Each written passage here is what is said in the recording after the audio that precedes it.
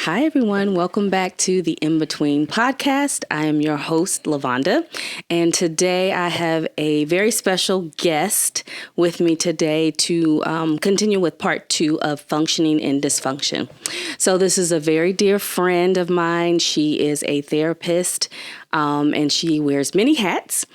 And she's going to give us some insight into today's topic. Ladies and gentlemen, I would like to welcome Louise Suggs to the show. Hello, everybody. I'm so excited to be here with Lavonda. She is an awesome friend of mine, and I am just great to be a part of the In Between podcast. So I'm here. I am a therapist. I am certified in the state of North Carolina to practice as a counselor as well as a certified sex therapist. And I totally think everybody should be listening to the In Between podcast. So, Lavonda. Okay, well, thank you for that introduction, Louise. We'll just go ahead and jump right into it. The last time we talked about functioning in dysfunction, yes, and I came from the perspective of actually being able to function positively in the dysfunction. But sometimes when you hear that term or when people say that term, they're actually talking about the negative, kind of being used to being in the dysfunction and trying to navigate that. So talk to us a little bit about what that is. So a lot of times when people get into this space of dysfunction, they really don't know what to do. And especially being in that gray space. Mm-hmm. I know you talk about that gray space is not your dead space, right? And so, you know, when you're trying to function in a world of dysfunction, it can be really hard. So it's really important to ground yourself into some things that actually are life-giving, some things that pour into you, because being in very dysfunctional situations, relationships can get very tiring and very draining at times. And so you need people around you and things to do that actually fill you back up again. Can't pour from an empty cup. This is true. Okay, so those were good things, Louise. So talk to me a little bit about specific situations that people may have when they're in that gray space, and you as a therapist probably hear stories about the dysfunction. So give us some insight into maybe 3 types of dysfunction that you kind of encounter in some of your sessions. Oh my gosh. I mean, that list could go on and on and on, but sometimes we have dysfunctional patterns personally. So people can just live out and act in dysfunction. Maybe there are things that are going on with them, maybe not diagnosed. Could be a personality disorder. It could be situational, unresolved guilt, unresolved trauma. And it all causes people to act out and be very dysfunctional in life and in their relationships. In addition to that, I think I deal with a lot of dysfunctional relationships. So that would be number 2, which is, you know, somebody is maybe acting out. Maybe they're the dysfunctional person. Absolutely. Or maybe 2 dysfunctional people got together. Absolutely. And now they have a very dysfunctional relationship and they don't have the correct coping skills and things that would really help them manage in a space of crisis or trauma or hurt or pain. Because a lot of times people act dysfunctional when they're tried in some way. That's interesting. And tested. So those would be the 2 main ways I would say I deal with dysfunction, because I mostly see individuals as well as couples. I probably see more couples than I do individuals, but I also see a lot of people individually. Right. So in the In Between podcast, I talk a lot about relationship. So let's deal with that one, because I think that is one that's going to hit home, especially when you talk about things like trauma or I think you said something about personality disorders. Right. And let's kind of tackle that. So specifically with relationships and dysfunction, one of the things that I noticed in my own relationship was gaining the ability, and unfortunately it's negative, but gaining the ability to kind of look past the dysfunction. Also to kind of make excuses for the dysfunction. So tell me something that, and we can take it from a personal perspective, tell me something that I could have done while in those situations to kind of navigate those two things, though those things that I just described. So one of the main things when you said about the dysfunction, maybe trying to get rid of it or ignore it, I think that we hit it head on. My friends have accused me of being very guilty of calling out the elephant in the room. I can agree with that. So, I mean, you can't heal what you can't reveal. Yeah. And so you really do need to look at it and face it head on. Some things maybe, yes, sometimes in domestic violence situations, maybe you need to play that part of overlooking it for your own personal safety. But in terms of probably anything else where your life is maybe not in danger, it's time to deal with that. Let's call it out and let's talk about it. Unfortunately, when people are very dysfunctional, when you do call it out, sometimes people don't like that. Yeah. They don't like being called out. Yeah, absolutely. And I see what you mean. It's going to be situational because like you said, in a situation where there's domestic violence, you do have to think about your personal safety if you have loved ones or children that are involved. But somebody that may not be in a violent situation just needs, you're saying, to just need to confront the dysfunction and kind of let the other person know, hey, this is something or someplace that I really don't want to be. Is there a way that we can address this, or maybe we should just part and go our separate ways? Right. And I think that's important, that that whenever you bring it up, that person may not always react the way you want them to. They may not be receptive to what you had to say. They may not want to know that their hair is sticking up at that moment, They don't care about that. Yeah. They just want to continue to be who they are. And if you're in a situation like that, then that person is not open to your influence. There's a famous theorist that talks about being open to the other person's influence. His name is Dr. John Gottman, and he teaches this because if I bring something to my friend, to my loved one, to my partner, and I bring it to them and I say, hey, this is a problem for me, and they ignore me, dismiss me, and doesn't validate my feelings, then how can we grow together? Right. And, when you mention loved ones, that makes me think about when people talk about loving someone. And so it may be very difficult if they may not know what love really is to be able to even recognize the dysfunction or confront the dysfunction. So do you think that when you're in your sessions or when you've counseled people that have had these issues, do you address the love part first? Before you actually address whatever the dysfunction is? So one of the main things that I focus on in therapy is emotional connection. And so that love encompasses emotional connection. I tell my people that love is an action word. It is. It is not just, oh, I love you. I love you. Absolutely. We just throw it around, especially in our culture. Yeah. We throw it around very loosely. Girl, I love you, girl, Right. Knowing that you have a knife in that person's back. Right. It's let's just keep it real. But I do believe that love is an action word. And from a scriptural standpoint, if we can go there for a second, I think about the scripture that says love is patient. Love is kind. Yes. Love is not envious. It does not boast. All of those things are action words. Yeah, absolutely. And if we could live those actions out, you would be receptive when somebody says, hey, I don't like that, or I don't enjoy that when and really have a conversation. I'm going to be open to that if I love you. Yeah.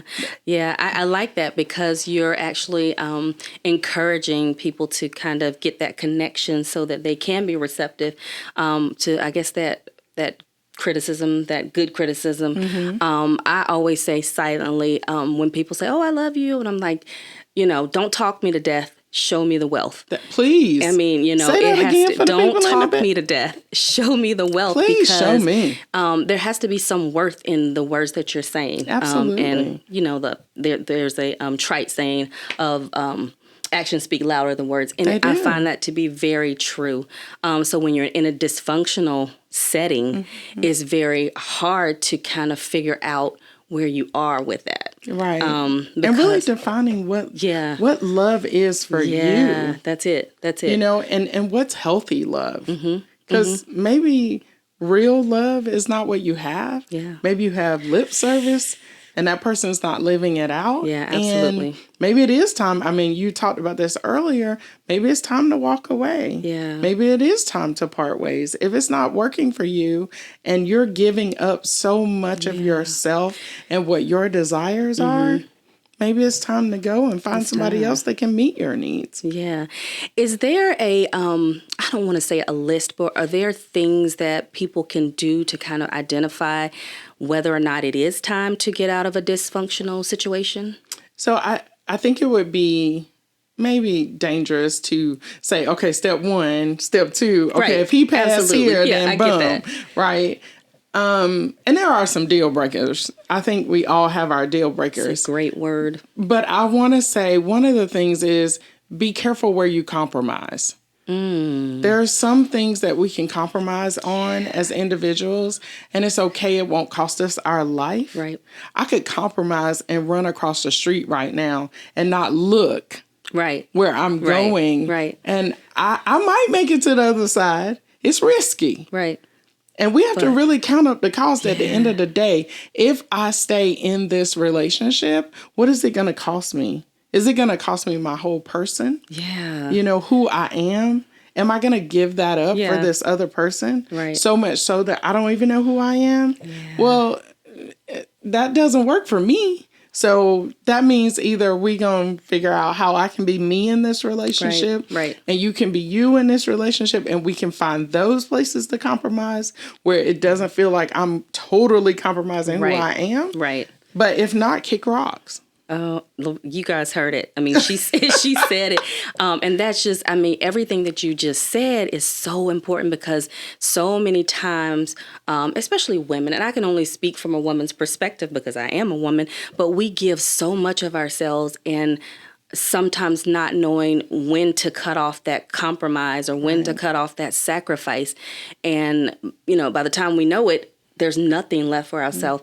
I can definitely be a witness to that, where I went through a period where, I was giving so much in the dysfunctional part and focusing so much on the disaster of the dysfunction that I didn't have enough for my kids, my family, more or less myself. Right. And so one of the things that good people told me is to practice something like self-care.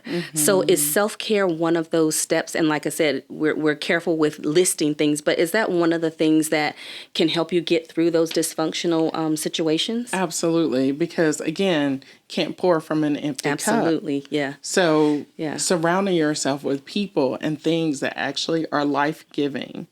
If you can't give it cheerfully, again, we'll go back to scripture. Yeah, let's do it. I mean, this is Bible-based. Yes, so God loves a cheerful giver. Absolutely. Sometimes people ask me for $20 and I have to question myself. Can I give that cheerfully? Because if I can't, then no.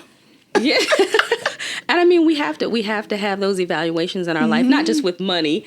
But I think money is a great analogy. It is, definitely. Because if I don't have any money in my bank account, I can't give you money. Right. So if I don't have money, if I don't have emotional dollars to give you. I like that. Then I can't give that to you. If I don't have physical dollars to give you. Because sometimes people give their bodies away. That's right. And they don't have it to give. Right. That's right. And I don't tell my sex therapy clients to just lay there and just let them do whatever. No. So important. You don't have it to give. Right. So don't give it. Get help, but don't just give that away. Yeah. So if you don't have the mental capacity, you don't have that money to give, don't give it. Take that moment to restore your bank account. Yep.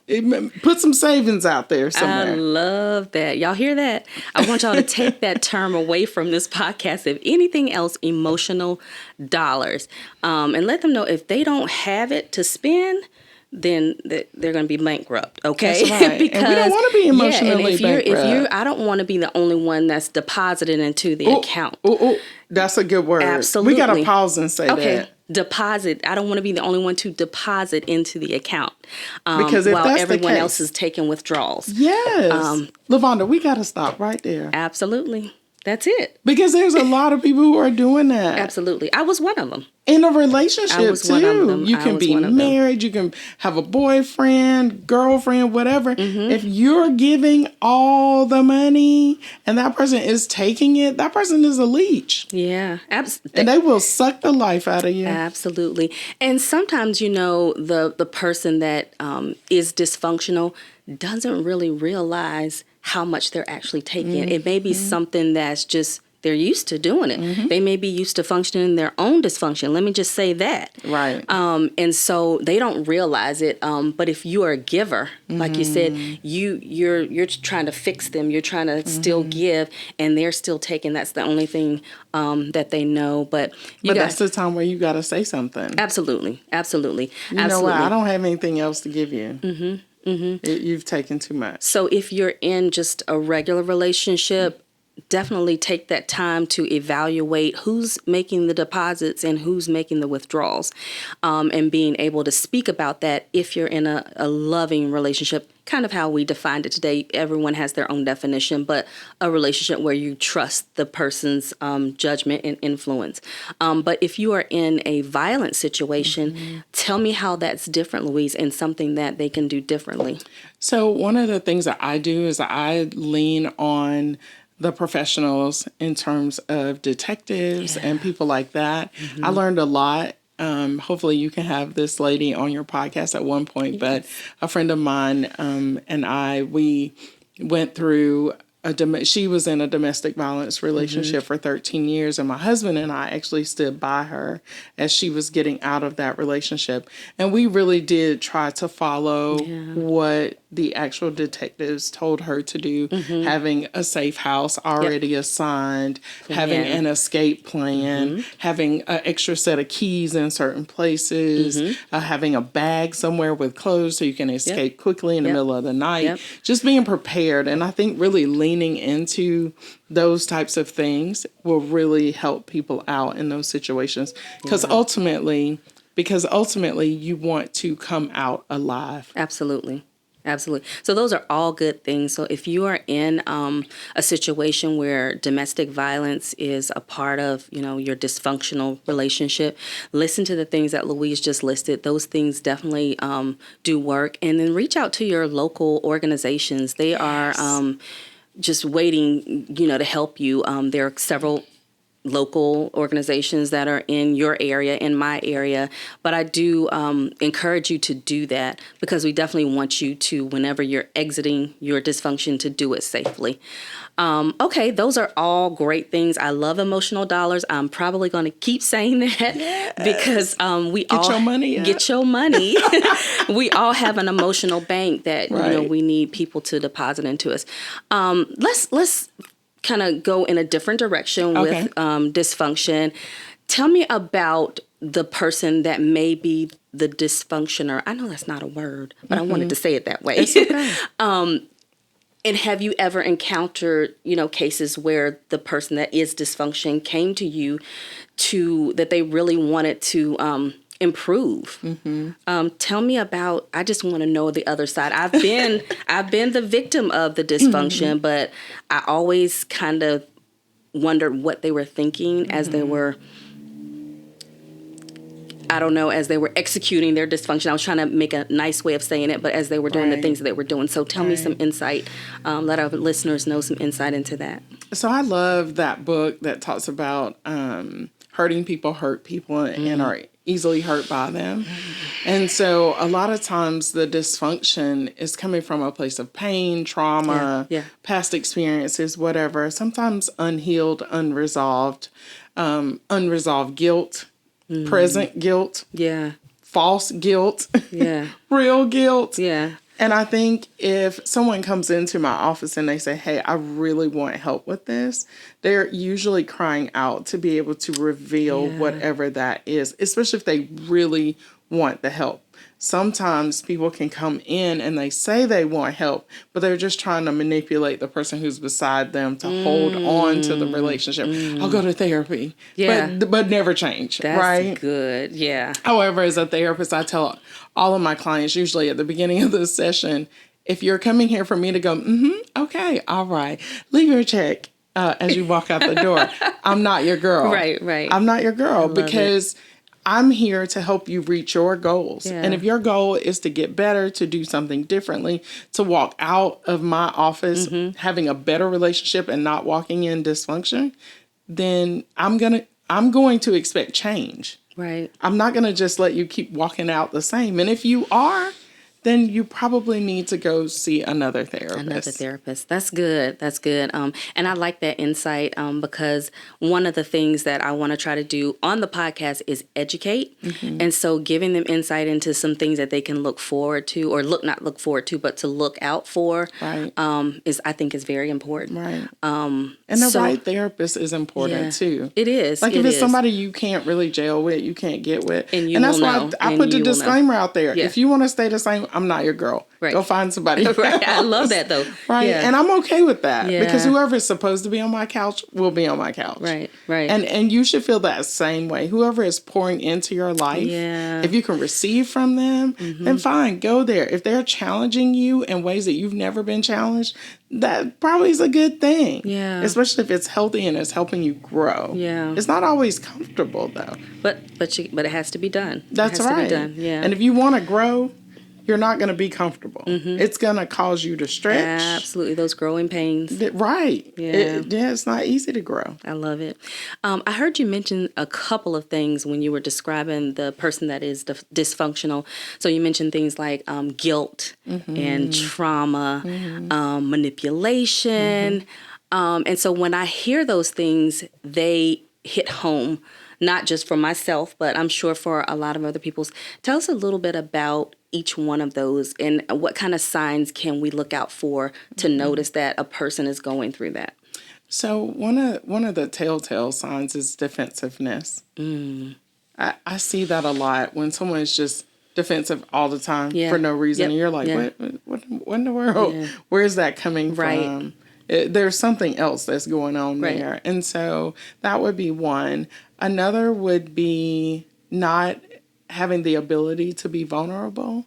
So having a lack of vulnerability and not being able to be deep and share your emotions with another person. Usually there's blocks there. There's maybe somebody hurt them a long time ago. Maybe they were vulnerable. Flag, y'all. That's a red flag. Maybe they were vulnerable with someone and they hurt them or betrayed them. That can cause people to do a tailspin. Let's say in a situation of even sex therapy, let's say that person was sexually assaulted or abused in some way. There could be a block there. Right. It could look like sexual dysfunction, but that is coming out of trauma. And so it's important to know what this person has been through. Yes. What their seasons of life have looked like. Yeah, there you go. Know your partner. I mean, and Louise is dropping nuggets all over this podcast today, but know your partner. Know the person that you're in the relationship with so you'll be able to know how to navigate the situation or if you have to exit the dysfunction. So those are all great things. Have an exit strategy. Have an exit strategy. That's something that I did not have, and mine was kind of forced. Thank God for COVID. I know that sounds sacrilegious to some people because it wasn't a great time for the nation as a whole or the world as a whole. But for me, it was a necessity because I don't think that if COVID had happened, I would have left the situation. And so that's a moment of transparency. It happened, you know, the I don't want to say disease, but the condition itself was terrible. But the situation that a lot of people were in, including myself, it was like a breath of fresh air. And so sometimes you may think that things are happening that are negative, but they may be necessary. So pay attention to things that are happening around you. Sometimes, and I'm going to say God stretches you. Right. And it's mostly in the in-between. I'm going to tell you that it's mostly in that gray space. And that's why it's so undefined. Right. That's why it's not really clear, because you feel the stretch, you feel the pull, but you may not know which direction you're going into. But just trust the process. Trust the process. Yes. Give us 3 takeaways, Louise, from functioning and dysfunction. Say that one more time. Give us 3 takeaways, Louise, about functioning and dysfunction. Number 1, find some life-giving things in your life that can pour into you, whether that's self-care, fun people, a good movie, a good show, things that you enjoy, hobbies, whatever, find that. Another one is really think about your places, your pain points from your past, and really think about whether or not you're fully healed from those things. Yeah. Doesn't mean you've forgotten them or you have to forget, but at least make sure, check your wounds and see. That's good. See if they have fully healed. Right. And then last but not least, probably one of the most important, if you are giving yourself away to this other person and they are just bankrupting your emotional, mental, physical bank account, tell them to kick rocks. Find another bank. Please find another bank. Find a bank, another provider, another job, another relationship, another man, another woman. I don't care who it is. Just get rid of that one, because you do not need leeches in your life. Please let them go. That's good. I love that. See, this is why I love her, because she's real. Some of the things that I thought about, and this is just to close out, when I was going through my dysfunction or my gray space, one of the things that I did, I've always been a writer. I've written poetry since the age of 6. And a book. And I do have an unpublished book. And a book. I'm plugging the book. You need the friend that pushes you. Like, well, she's kind of bossy, but I love her. I don't appreciate that. I love her, but find something that, like Louise said, like a hobby or something that you enjoy. And so I wrote poems about just my entire life. And I could see from the book, I could see the progression of the happy times, and then when things started to get a little bit cloudy, and then that gray space where it was shaky and I was emotionally bankrupt, and then the dark space, where everything was being cut off and taken away from me. And so now when I look back on that book, I can use that for another word that I heard you mention throughout the podcast, healing. And so ultimately, the goal is to exit the dysfunction if it's not something that the other person is willing to work through, and heal. Right. And heal. Right. And we want you to be whole. And so I appreciate you, Louise. Thank you so much for gracing me with your presence and your knowledge and your wisdom. I love her. Y'all watch every episode. She's amazing. Anyway, one day I will be a therapist. It's just not today, but I am here to help you in your gray space, because remember, your gray space is not your dead space. We want you to emerge, break through, and live again. Until next time, join us again on the In Between podcast. My life, you and they to be my life, you and they to be.